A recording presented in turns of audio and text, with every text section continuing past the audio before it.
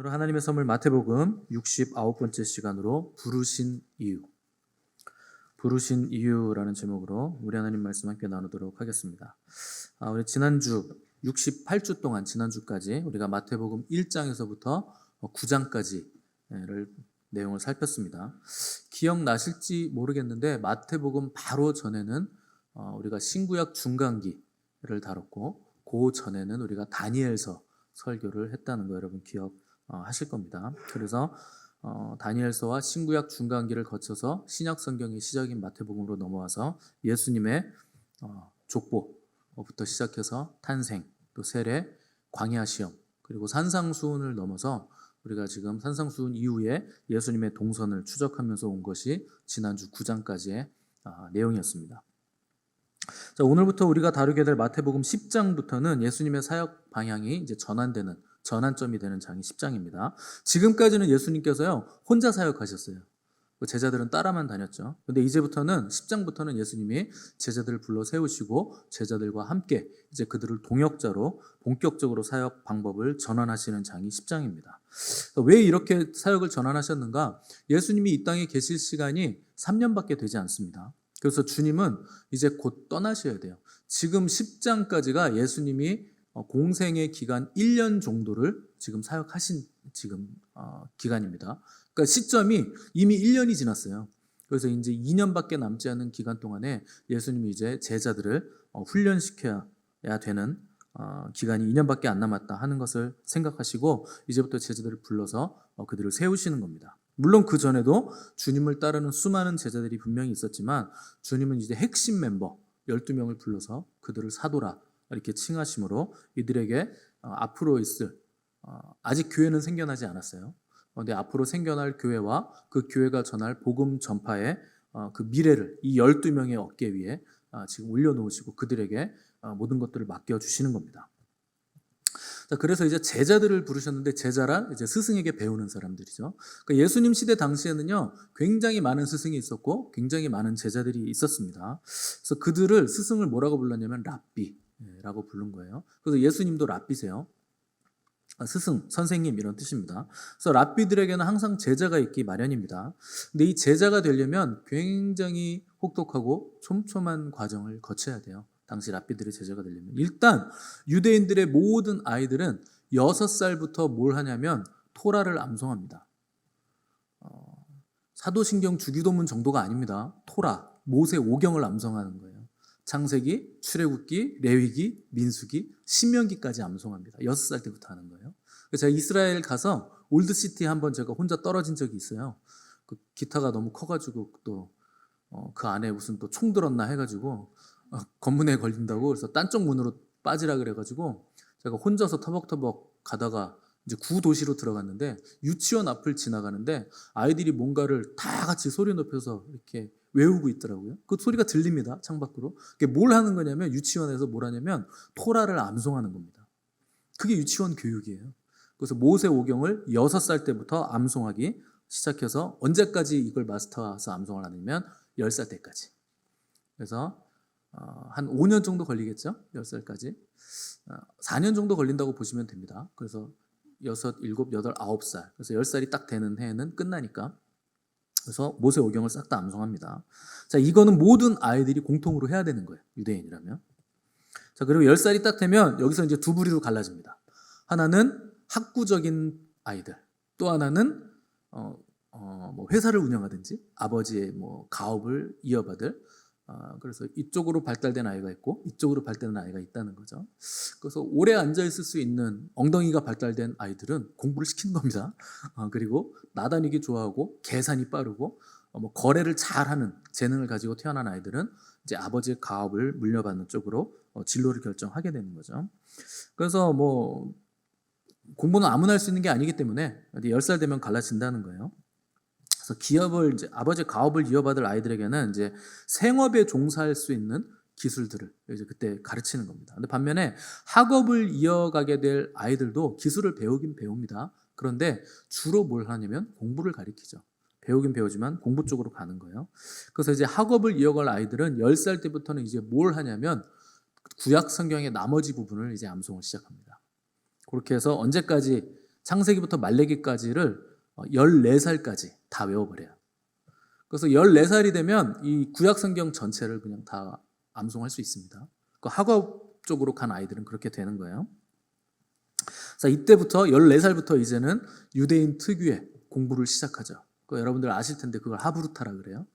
밥상머리 교육도 하고 서로 질문하고 대답하고 랍비에게도 질문하고 선생에게 질문하고 이런 이제 교육들을 시작하게 되는데 이때 랍비들은요 대대로 조상 대대로 내려왔던 랍비들의 지혜를 가르칩니다. 그리고 그 이제 기록이 되어 있는 거예요. 랍비들이 직접 가르치는 게 아니고 그 이제 기록이 되어 있는 것들을 보고 배우고 또 전통도 배우고 랍비들의 이제 주석들도 이제 참고하면서 구약 성경 전체를 이제 코멘트를 랍비들이 그동안 쌓아놓은 코멘트들 이제 다 읽고 배우게 되는 거죠. 그래서 이제 이때 랍비들이 이제 선생님처럼 와서 가르치는데 어떤 식으로 교육을 이제 주로 하냐면 암기하거나 뭐 배운 걸 그대로 따라하는 것들을 보는 게 아니고 얼만큼 말씀을 이해하고 있고 얼만큼 그 말씀을 가지고 치열하게 씨름하면서 자신만의 생각을 말할 수 있는가 하는 것들을 주로 보게 됩니다. 그리고 어떻게 논쟁하는가 이런 것들을 이제 주로 보게 되는 거죠. 유대인들이 왜 똑똑한지 아시겠죠? 우리 교육하고는 완전히 달라요. 여러분 우리는요 그 무조건 교과서 위주로 이거 다 달달 외우면 잘하는 거잖아요. 그런 거 없어요. 외우긴 외우는데 그 다음부터는 암송은 별로 보지 않습니다. 그 외운 걸 가지고 얼만큼 더 깊이 파고 들어갔느냐 그걸 보는 거죠.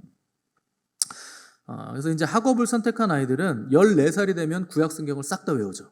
자, 14살이 되면 이제 성인이 되는 거예요. 그래서 12살이 지나고 나면 13살이나 14살쯤에 이제 성인식을 하게 되는데 이때 뭘 할 수 있냐면 내가 배우고 싶은 랍비에게 내가 제자로 지원할 수 있습니다. 이때가 이제 제자가 되는 거예요. 그래서 14살이 되면 내가 스승으로 모시고 싶은 랍비를 찾아갑니다. 그래서 뭐라고 요청하냐면 나는 당신의 멍에를 메고 싶습니다. 이렇게 요청을 합니다. 이거 많이 들어본 얘기죠. 주님이 그러시잖아요. 나는 마음이 온유하고 겸손하니 나의 멍에를 메고 내게 배우라. 그게 뭐냐면 내 제자가 되라는 거예요. 그러니까 제자가 스승 찾아가서 스승님 당신의 멍에를 메고 싶습니다 하면 당신에게 배우고 싶습니다. 이렇게 얘기한다는 거죠. 그런 의미가 있는 거예요. 그러면 랍비는 정말 이 아이가 나의 가르침을 받을 자격이 있는 아이인가? 정말 내 멍에를 맬 수 있나 하는 것을 테스트해보죠. 그래서 토라, 또 유대인들의 전통, 또 다른 랍비들의 생각이나 사상들 이런 것들에 대해서 굉장히 많은 질문을 해서 엄격하게 테스트를 하고 촘촘하게 걸러냅니다. 근데 만일에 랍비가 될 자질이 보이지 않는다. 그러니까 제자가 되겠다는 건 내가 랍비가 되겠습니다라는 거거든요. 그래서 이제 이 아이가 랍비가 될 자질이 보이지 않을 때 이제 스승은 너 하나님을 사랑하고 토라를 잘 아는 거 내가 안다. 그렇지만 너는 나의 멍에는 맬 수 없다. 이렇게 얘기하고 가서 아버지 기업을 이어받아라. 그러니까 암기는 다 했지만 머리는 좋을지 모르겠지만 깊은 사고 또 하나님의 계시를 받는 능력은 떨어진다 하는 것이죠. 그래서 그런 아이들은 탈락되면 이제 다시 가서 집안의 가업을 이어받는 아이가 되는 거죠. 만약에 아이가 랍비가 될 훌륭한 자질을 가지고 있다 아니면 그때 이제 스승이 뭐라고 하냐면 테스트가 끝난 후에 너 나를 따라와라 이렇게 딱 얘기를 합니다. 이것도 많이 들어보신 얘기죠. 제자들에게 주님이 나를 따라오너라 내가 사람을 낚는 어부가 되게 해주겠다. 그 얘기가요 전부 다 주님이 독창적으로 말씀하셨다라기보다는 그 당시의 문화적인 맥락에서 주님이 유대인들이 하는 그 말 그대로 그 전통 그대로 얘기를 하신 거예요. 그래서 그렇게 랍비가 나를 따라와라 그러면은 이제 그때부터 학생은 자기 고향, 집, 부모, 친척, 아비집을 떠나서 이제부터는 스승을 따라가는 삶을 살게 되는 겁니다. 그래서 스승이 가는 곳이라면 어디든지 따라가야 돼요. 그게 유대인 랍비의 제자의 특이성이죠. 스승처럼 되기 위해서 자신의 인생 전체를 올인하는 겁니다. 그래서 어디로 가든지 저는 스승님을 따라가겠습니다. 어서 많이 듣던 얘기죠? 계속? 전부 다 유대교에 있던 문화들이라는 거예요. 랍비가 되는 방법은 이게 유일합니다. 랍비의 제자가 되는 방법 이게 유일해요. 스승에게 올인해서 스승의 모든 것들을 받아들이고 그가 하는 모든 것들을 배우고 그가 가는 곳이라면 어디든지 따라가는 것. 이게 랍비의 제자가 되는 유일한 방법이고 내가 그 사람의 멍에를 함께 메고 사상을 이어받아서 내가 랍비가 되는 유일한 방법이었다는 겁니다. 자, 오늘 본문 보시면 예수께서 그의 12 제자를 부르셨다 이렇게 시작을 했습니다. 자, 우리가 알다시피 주님께서 부르신 제자들은요 이미 직업을 다 가지고 있는 성인들이죠. 그 무슨 뜻일까요? 랍비의 제자가 될 만한 자격이나 자질이 없는 사람들이었다. 그러니까 어려서부터 이미 아유 얘는 안 돼요. 공부 머리가 아니에요. 그냥 고기잡이나 시키세요. 그렇게 해서 생업을 가지고 있었던 사람들을 주님께서는 그들을 택하셔서 너 나를 따르라. 나의 멍에를 메라. 이렇게 부르셨다는 거예요. 어떻게 보면 당시 훌륭한 랍비들은 다 포기해서 버린 사람들이죠. 근데 주님은 그런 사람들을 선택하셔서 어떻게 보면 제자가 되기에는 굉장히 적합하지 않은 머리 나쁜 애들만 골라가지고 너 나를 따라오너라 이렇게 부르셨다는 겁니다. 근데 그렇게 부르셨다는 건 무슨 뜻입니까? 너희들은 나와 같아질 수 있다. 나의 멍에를 멜 수 있고 나를 닮을 수 있다. 너 나를 따라라. 이렇게 인정을 해주셨다는 거예요. 자, 마태복음에는 나와 있지 않은데 누가복음에서는 주님이 12명의 사도들을 이제 따로 세우실 때 뭘 하셨냐면 밤새도록 기도하셨다 이렇게 표현을 했습니다. 그러니까 철야 기도하시고 나서 주님이 제자들을 선택하신 거예요. 그냥 걸어가다가 얻어 걸리는 사람 부른 게 아닙니다. 시장에서 손가락 이렇게 걸고서 그냥 걸리는 사람 대충 와가지고 하나 걸렸네 일로 와 너 나 제자 되라 이렇게 부르신 게 아니에요. 밤새 철야하시고 하나님에게 물으시고 하나님께서 지정해 주시는 사람들을 주님께서 한 사람 한 사람 택하여 세웠다는 겁니다. 근데 여러분 주님이요 저와 여러분들을 부르실 때도요 그렇게 택하신 거예요. 여러분 아무나 택한 거 아닙니다. 주님이 아주 고민이 많으셨고 그래서 한 사람 한 사람 택해서 여러분과 제가 오늘 이 자리에 있다는 거예요. 그게 얼마나 좋은 말씀입니까? 대충 부르신 게 아니고 그냥 갈고리 대충 던져가지고 낚시하듯이 그냥 걸려서 올라온 게 아니고 우리가 태어나기도 전에 세상이 있기도 전에 주님의 손바닥에 우리 이름을 새기시고 내가 얘를 택했다. 그래서 부르셨다는 거예요. 그래서 마침내 때가 되매 우리가 이 자리에 있게 됐다는 거죠. 자, 예수님의 부르심을 받은 제자들의 면면을 보시면 사실 예수님에게 별로 그렇게 그닥 도움이 되지 않는 사람들을 부르셨습니다. 뭐 도움은 고소하고 오히려 예수님의 입장에서는 굉장히 무거운 짐이 되지 않을까 싶은 사람들을 제자랍시고 주님이 불러오셨다는 거죠. 그 출신들이요 전부 다 갈릴리 출신들이에요. 당시에 갈릴리는 굉장히 많은 편견이 있었던 지역입니다. 사마리아와 갈릴리 이 지역은 유대인들이 굉장히 독한 편견을 가지고 있었는데 갈릴리는요 촌놈이 있는 곳, 무식한 사람들이 모인 곳, 무지랭이들이 있는 곳, 선한 것이 나올 수 없는 곳, 이곳이 바로 갈릴리예요. 근데 주님은 주로 어디서 사역을 하십니까? 갈릴리에서 사역을 하시죠. 그래서 주님이 흑암에 앉은 백성들이 큰 빛을 봤다. 그러니까 편견 덩어리인 지역, 아무도 인정해주지 않는 지역에 예수님, 하나님이시라는 빛이 그곳에 임했다. 그리고 주로 거기서 사역을 하셨다. 그래서 흑암에 앉은 백성들이 큰 빛을 봤다는 표현을 하는 겁니다. 근데 어떻게 그런 무식한 사람들, 촌놈들이 모여있는 갈릴리의 사람들이 제자가 되어서 전 세계 어디라도 복음을 들고 나아갈 수 있는 뛰어난 능력의 사람들로 변화될 수 있었겠는가 하는 것이 미스테리죠. 어떻게 그런 일이 가능했겠는가? 요한복음에 보시면 주님이 제자들을 선택하셨는데 어떻게 선택하셨냐면 너희가 나를 택한 것이 아니요 내가 너희를 택하여 세웠다. 그게 무슨 말입니까? 너희들에게 가능성이 있거나 너희들이 이력서 잘 써가지고 자기소개서 잘 써가지고 내가 너희들 세운 거 아니야. 너희는 내가 택하여 세운 거다. 너희들에게 무슨 능력이 있어서 세운 거 아니다. 그러니까 너희들이 그렇게 앞으로 복음을 가지고 전 세계로 뻗쳐나가게 될 건데 그게 너희 능력 아니라는 거예요. 내가 너희들을 택하여 세웠기 때문에 그렇게 됐다는 것이죠. 저와 여러분도 마찬가지입니다. 우리는 마치 나에게 뭐가 있는 것처럼 착각할 때가 종종 있는데 아닙니다. 나로 인해서 하나님 일이 성취되거나 하나님의 나라가 확장되는데 내가 무슨 기여를 하는 게 아니고 하나님이 부르셨기 때문에 우리가 여기 있는 거예요. 뭔가 대단한 능력이 있어서 된 거 아닙니다. 뭐 나 정도 되니까 내가 이 일을 하는 거지. 천만의 말씀이에요. 하나님이 부르셔서 여기 있을 뿐이고 하나님이 허락하셨기 때문에 하나님의 일에 쓰임받는 것이고 하나님의 능력이 우리를 붙드시기 때문에 우리가 숨 쉬면서 움직이면서 살 수 있는 거예요. 여러분 숨 쉬는 거 1초에 숨 한 번 쉬는 거 그거 하나조차도 우리 힘으로 될 수 있는 게 아니라는 겁니다. 숨 쉬는 건도 우리 힘이 아닌데 우리가 무슨 능력이 있어가지고 하나님의 일을 할 수 있겠습니까? 하나님이 우리에게 능력 주시니까, 하나님이 허락하셨으니까, 하나님이 세워주시니까 우리가 그렇게 설 수 있었다는 거예요. 이걸 우리가 반드시 깨달아야 한다는 겁니다.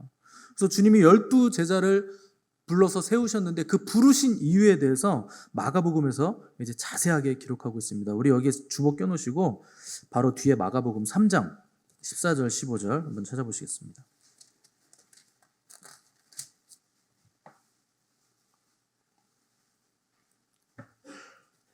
마가복음 3장 14절 15절 신약성경 57페이지.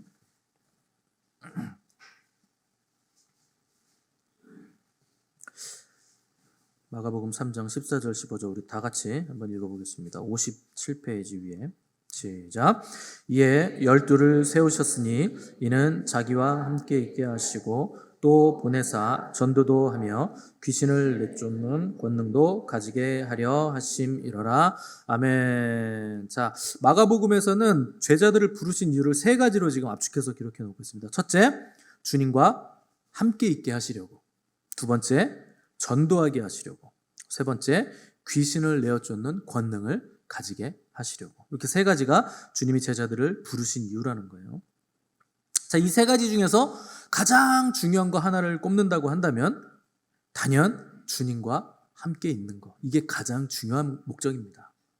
왜 주님과 함께 있는 게 중요한 거니까? 제자는요, 스승과 함께 있으면서 스승의 모든 것들을 배워야 돼요. 그래서 일단 제자가 준비되려면 스승과 계속 함께 동고동락을 해야 된다는 거죠. 그래서 주님과 자기와 함께 있게 하시려고 제자들을 부르셨다 하는 겁니다. 그래서 이 제자들은요, 이제부터 예수님을 스승 삼아서 스승의 모든 것들을 배울 거예요. 예수님이 병든 자 고치시는 거 보고 옆에서 배우고, 주님이 복음 전하실 때 옆에서 들으면서 복음이 뭔가도 배우고, 예수님이 귀신 쫓아내고 병든 자 고치시는 거 보면서 또 그들도 귀신도 쫓아내고 병든 자를 고쳐줘야 하기 때문에 예수님이 하시는 것 모든 것, 가시는 것 어디든지 일거수일투족을 전부 다 같이 동거하면서 주님의 모든 것들을 다 배우고 흡수하도록 주님께서 이들을 부르셨다는 겁니다. 그렇게 단 3년 만에 이 제자들이요, 주님께 다 모든 것들을 배웁니다. 여러분 3년이면 족한 거예요. 제자들이요, 사도로서 전 세계를 뒤집어 놨는데 그 기간이 몇 년 동안 배웠느냐? 딱 3년 배우고 세계를 뒤집어 놓은 겁니다.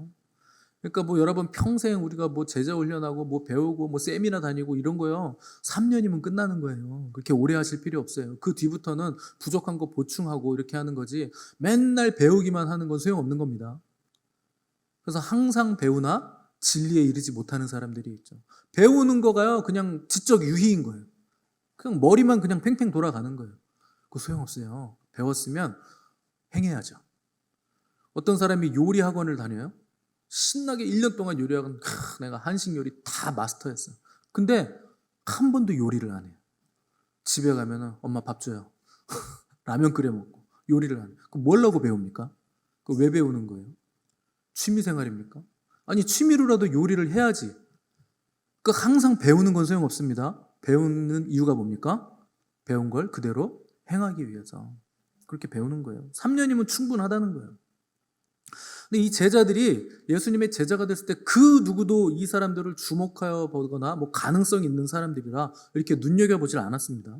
그런데 주님이 승천하신 후에 제자들이 부름받은 지 3년이 됐을 때 놀라운 역사가 일어나기 시작합니다. 자, 우리 사도행전 한번 넘어가 보세요. 우리 한동안 성경 찾는 거 잘 안 했는데 오늘 많이 좀 찾아보겠습니다. 사도행전 4장 13절 말씀.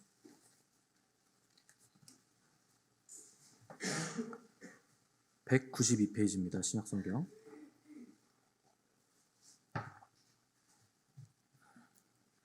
사도행전 4장 13절 14절 말씀 다 같이 읽겠습니다. 13절 14절 시작. 그들이 베드로와 요한이 담대하게 말함을 보고 그들을 본래 학문 없는 범인으로 알았다가 이상히 여기며 또 전에 예수와 함께 있던 줄도 알고 또 병 나은 사람이 그들과 함께 서 있는 것을 보고 비난할 말이 없는지라. 아멘. 자, 이게 무슨 일이냐면 성전 미문에 앉아있던 나면서부터 안진뱅이였던 사람이 대략 40살 정도 됐는데 40년 만에 베드로와 요한이 지나가다가 그를 일으켜 세우는 기적이 일어나게 됩니다. 그때 이 안진뱅이가요, 다리에 점점 힘이 생기더니 오른손을 잡고 일으켜 세우니까 막 걷다가 뛰다가 찬송하면서 막 길길이 뛰어다니는 사건이 일어납니다. 이때 이를 치료했던 사람이 베드로와 요한이죠. 근데 이때 종교인들이 이 사도들의 가르침이 싫어서 가둬놨다가 신문을 하는데, 신문을 하려고 딱 보니까 이 두 사람이 갈릴리의 촌놈 무지랭이인 줄 알았는데 얘기를 들어보니까 그 능력과 안변이 너무나 뛰어난 거예요. 그걸 당황했다는 거죠. 도대체 이 사람들 뭐지? 어떻게 해서 이런 능력이 생겼을까? 능력의 출처가 도대체 뭔가 봤더니 이 4장 13절에 뭐라고 되어 있습니까? 마지막 하반절에 전에 예수와 함께 있던 자들이었다. 이걸 알았다는 거예요. 여러분 놀랍지 않습니까? 제자들이 어떻게 이런 능력을 가지게 됐을까요?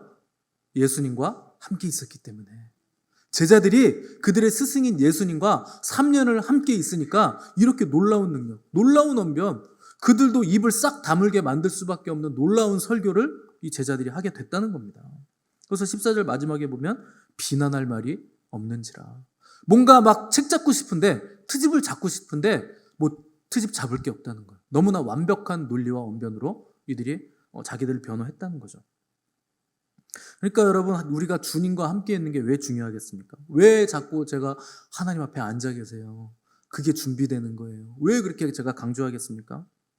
그게 능력이에요, 여러분. 주님과 함께 있는 그 자체가 우리에게 능력이 된다는 겁니다. 기다리는 동안에 하나님의 마음과 우리의 마음이 합해지는 거예요. 제가 설교 시작하기 전에도 말씀드렸잖아요. 기다리는 거 굉장히 중요한 겁니다. 우리가 성전 이전을 가든 뭘 하든지 간에 하나님의 뜻이 명확하게 우리에게 올 때까지 기다리는 거예요. 하나님이 허락하실 때까지.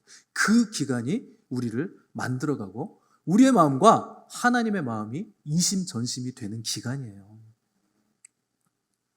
그래서 우리가 주님과 동거하면 주님의 마음과 우리의 마음이 합쳐지죠. 다윗이요, 뭐 믿음이 좋고 능력이 좋고 뭐 영빨이 좋아가지고 뭐 그렇게 해서 다윗을 하나님이 쓰신 게 아닙니다. 다윗을 선택하실 때 하나님이 본 건 딱 하나예요. 내 마음에 합한 자다. 내 마음이 제 마음이고 제 마음이 내 마음이야. 내 마음에 꼭 들어. 그래서 하나님 뭐라 그럽니까? 내가 저를 통하여서 나의 일을 다 이루리라. 하나님의 마음과 다윗의 마음이 꼭 같으니까 다윗이 하는 일마다 하나님의 일인 거예요. 하나님이 원하는 걸 다윗이 하더라는 거죠. 이게 중요하다는 겁니다. 그래서 만약 여러분들에게 능력이 나타나면 왜 그 능력이 나타날까요? 주님이 우리와 함께 계시기 때문에. 교회의 능력이 왜 나타납니까? 주님이 우리 교회와 함께 계시기 때문에. 어떤 분들은요, 자기네 목사님이 너무 뛰어나대요. 심지어 자기 목사를 뭐 얼마 전에 100년 만에 뭐 1000년 만에 한 번 나올까 말까 한 목사를. 대단하대요. 천만의 말씀. 능력의 근원은 누구에게 있을까요? 하나님께 있는 거예요.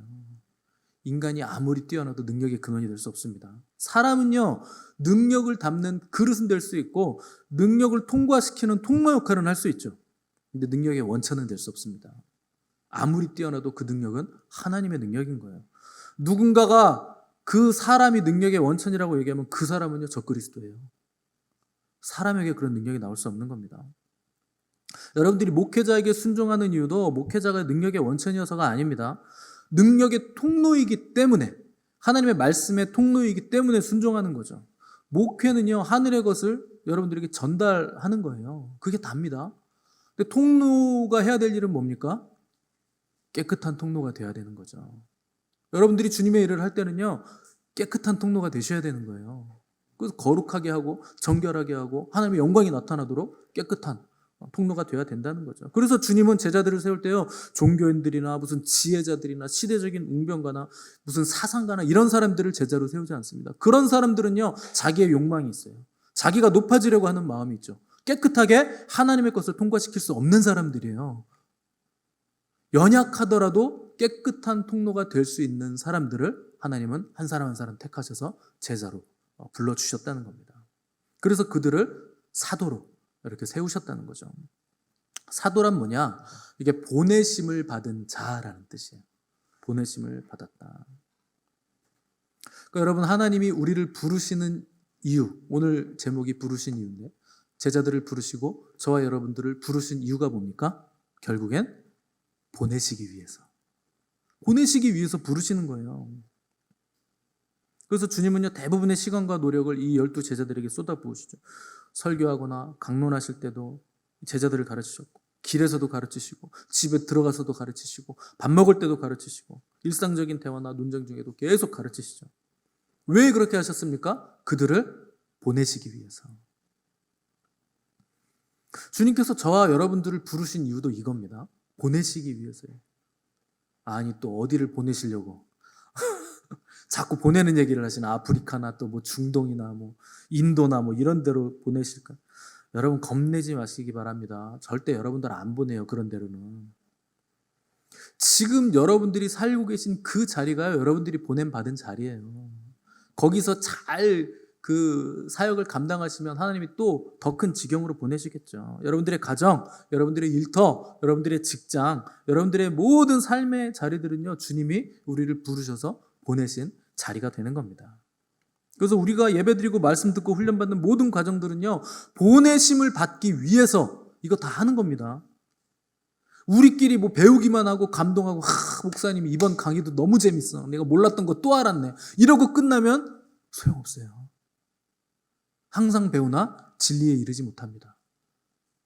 보내심 받아서 우리가 하나님이 보내시는 그 자리에 가서 우리 또한 사역을 해야 되는 거예요. 우리끼리 짜릿하고 우리끼리 재밌으면 그게 무슨 소용입니까? 하나님 우리 부르셨을 때 우리끼리 즐기라고 부르신 거 아니에요. 제자들도요, 이걸 몰랐어요. 자기들이 어떤 사람들이 될지 전혀 알지 못한 상태로 부름을 받은 거죠. 그러니까 제자들이 부름 받았지만 여전히 세상적인 욕망이 있고 야망이 있고, 또 심지어는 누가 더 높으냐 막 자기들끼리 싸움까지 합니다. 그리고 야고보와 요한은요, 엄마까지 데리고 와가지고, 마마보이도 아니고 엄마가 와가지고, 주님, 나중에 왕 되실 때 우리 두 아들내미들 한쪽은 좌편에 한쪽은 우편에 앉게 해주세요.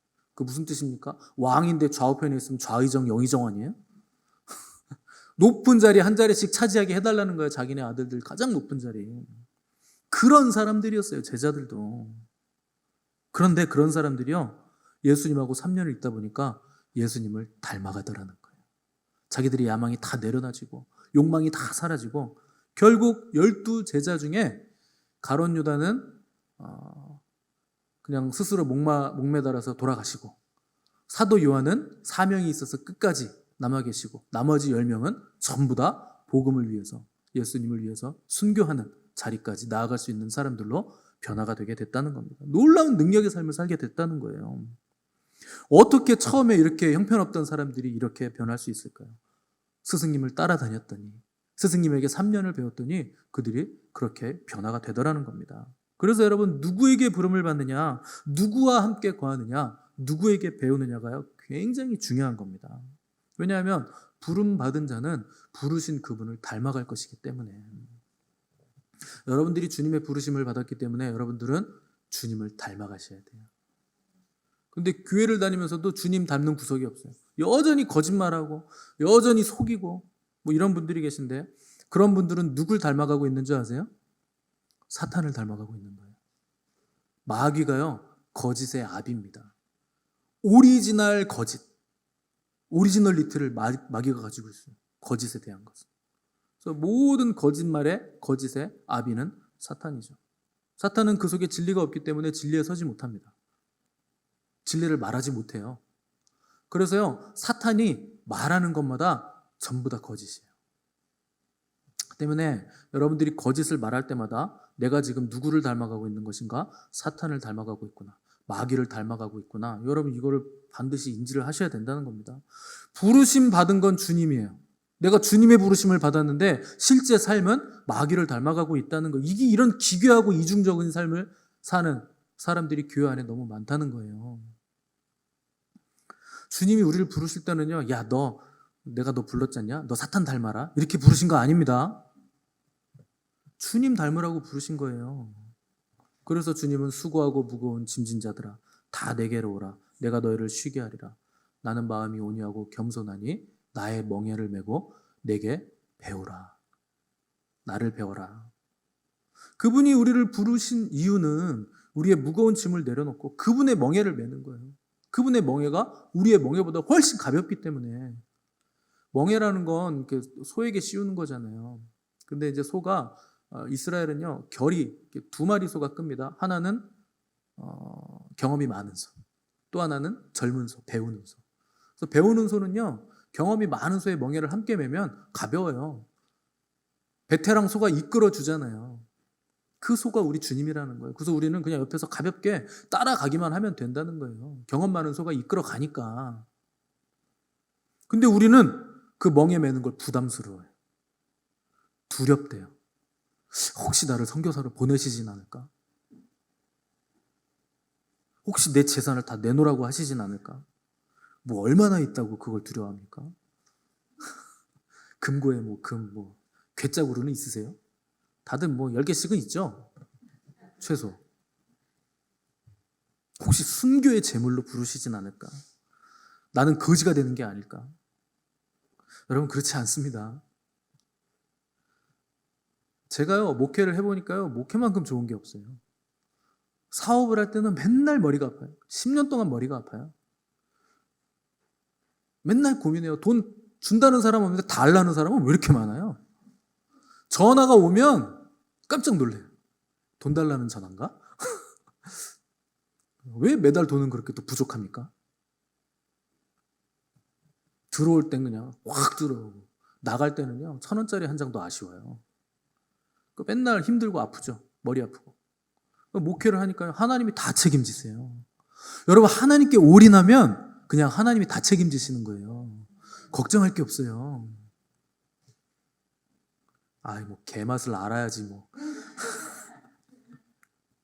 우리는요 근데 내 것을 다 내놔야 되지 않을까 맨날 두려워하는 거예요. 전전긍긍하는 거예요. 주님이 우리를 부르시고 보내시는 사명의 자리가 그 자리가 우리를 살리는 자리예요. 우리 지난주에 말씀드렸잖아요. 노아의 방주 120년간 지은 거 얼마나 고되고 힘들었겠습니까? 근데 그 방주가 노아를 살렸잖아요. 사명이 우리를 살리는 겁니다. 그러니까 우리도 부르심과 보내심에 기꺼이 응답하고 반응하고 헌신할 수 있어야 된다는 거죠. 그래서 사명의 자리, 헌신의 자리, 부르심의 자리, 보내심 받은 자리, 그 자리는 그토록 귀중하고 그 자리가 우리의 생명을 살리는 자리가 된다는 겁니다.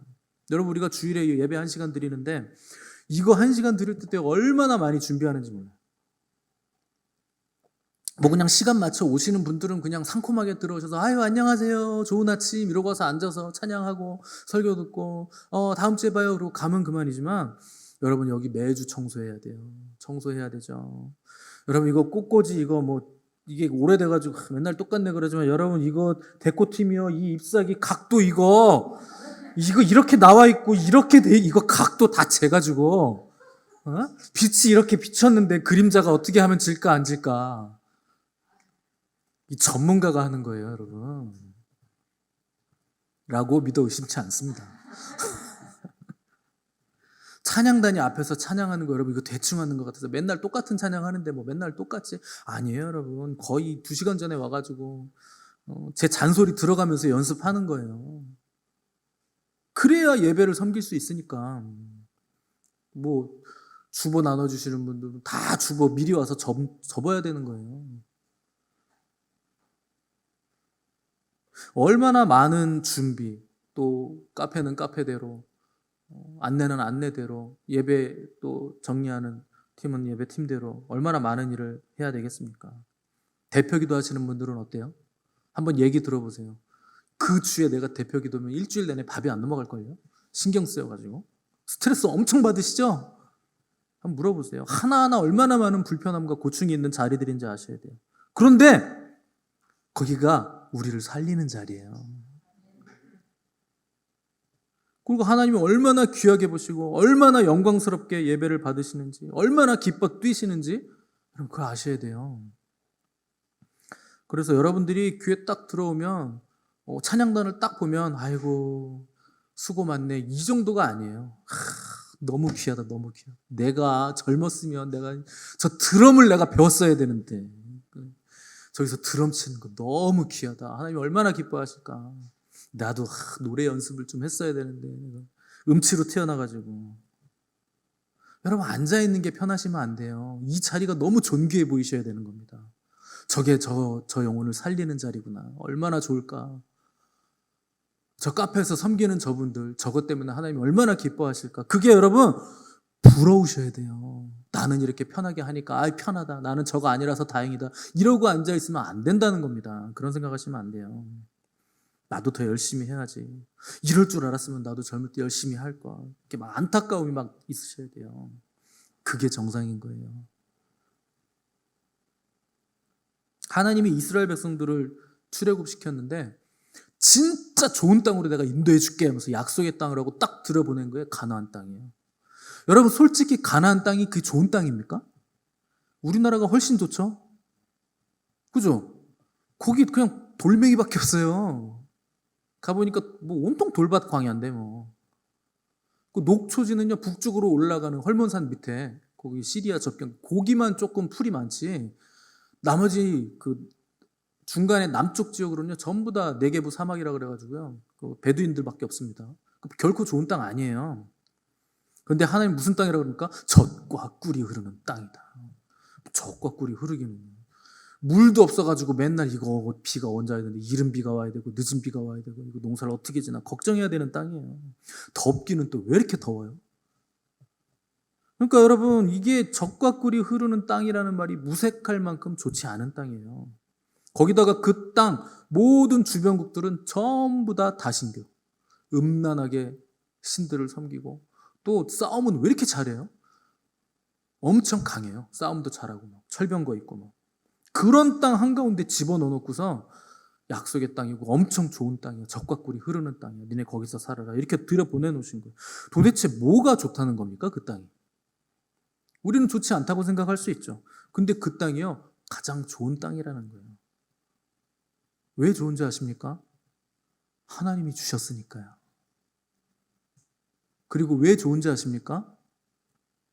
그 땅에서는요. 하나님을 마음껏 예배할 수 있으니까요. 누구도 상관하지 않는 거예요.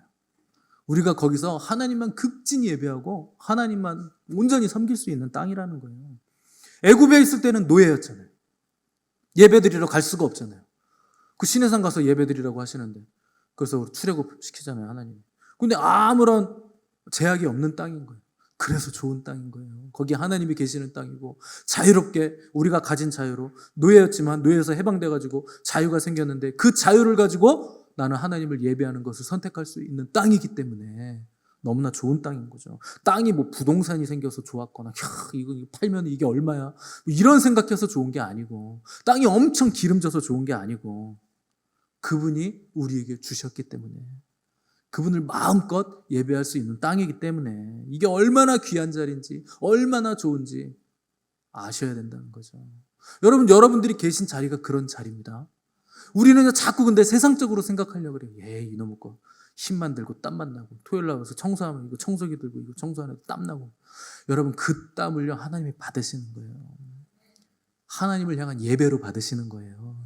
그 섬김 하나하나가 땀방울 하나하나가 얼마나 귀하고 하나님이 막 빙글빙글 돌면서 기뻐하시는지 여러분 그걸 아셔야 된다는 겁니다. 땅이 아무리 좋아도 녹초지가 막 좋아도 가나안 땅이 정말 그런 땅이었다 하더라도 그 자리에서 하나님을 예배하지 않는다면 거기에 하나님이 계시지 않는다면 땅이 무슨 소용입니까? 악이 창고라는 죄악의 땅이 될 거 아닙니까?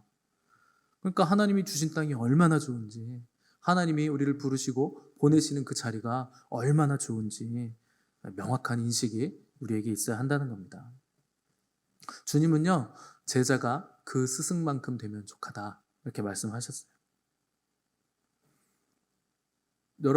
여러분들은 스승 삼을 수 있는 것이요 오늘날 세상에 너무나 많아요.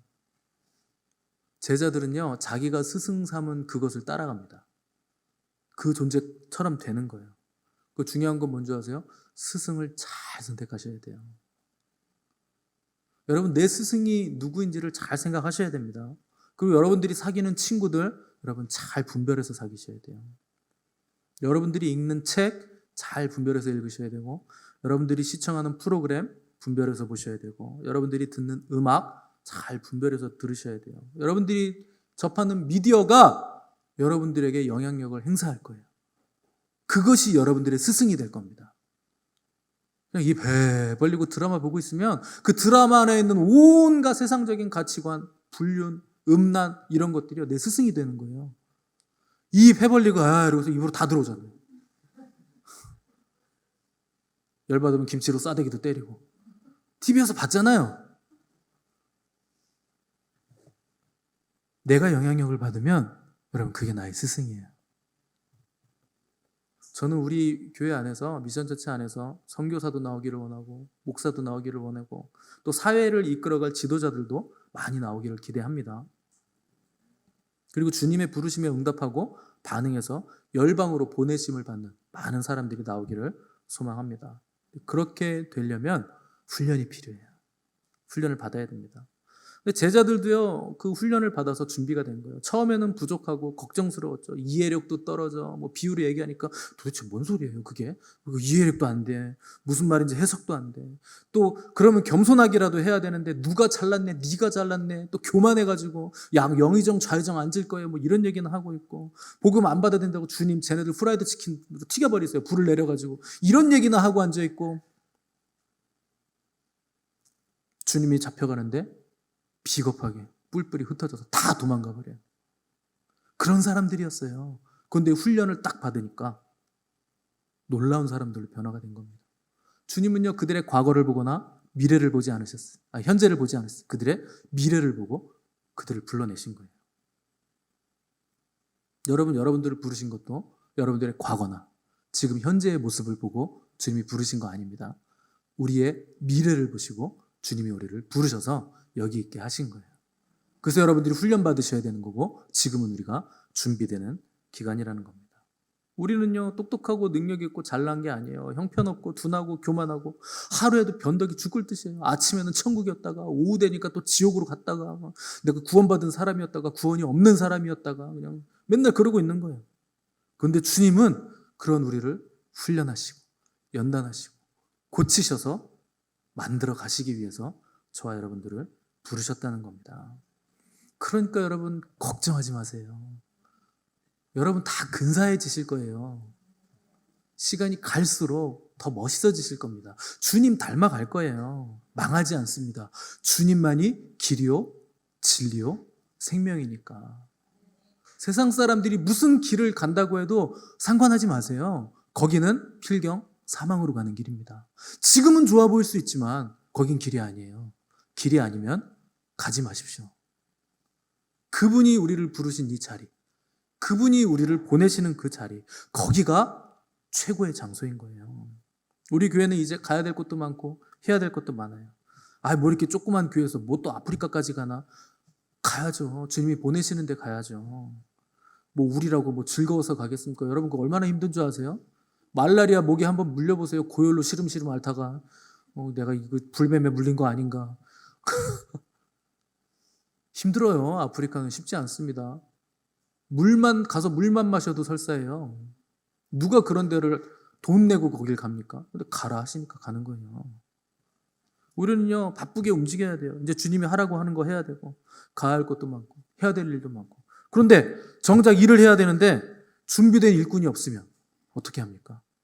갈 사람이 없어요. 주님이 가라 하셔서 우리 갑시다 그러는데 아무도 지원을 안 해. 그럼 어떡합니까? 여러분 준비되시기 바랍니다. 무슨 일을 하든지 주님이 뭐라고 명령하시든지 간에 주님! 제가 갈게요. 제가 갈게요. 이게 준비되셔야 돼요. 저를 보내주세요. 주님. 그렇게 외칠 수 있는 저 여러분 되시기 바라고, 보내시는 곳이라면 어디든지 가서 그 자리를 영광의 자리로, 영광이 임하는 땅으로 바꾸시는 저와 여러분들 되시기를 간절히 바랍니다.